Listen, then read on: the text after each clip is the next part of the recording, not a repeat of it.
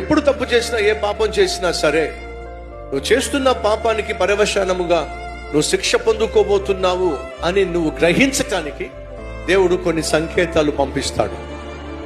ఆ సంకేతాలను గుర్తించినప్పుడు, నేను చేసిన పాపం వల్లే ఇది జరుగుతుంది, నేను చేసిన తప్పు వల్లే నాకు ఇదంతా జరుగుతుంది అని నీ మనసుకు తెలుస్తూనే ఉంటుంది. అయినా సరే బుద్ధి లేకుండా మళ్ళా అలాగే కొనసాగించినట్లయితే అమాంతంగా శిక్ష వచ్చి పడుతుంది.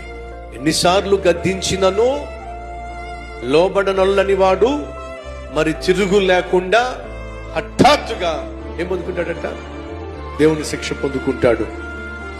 కాబట్టి మన జీవితంలో హఠాత్తుగా దేవుని శిక్ష వచ్చి పడకుండా ఉండాలి అని అంటే, నువ్వు చేస్తున్న పాపం ఏమిటో, చేసిన పాపం ఏమిటో ఉన్నది ఉన్నట్టుగా వచ్చి దేవుని సన్నిధిలో ఒప్పుకో, చెప్పుకో, పశ్చాత్తాపడు, విడిచిపెట్టి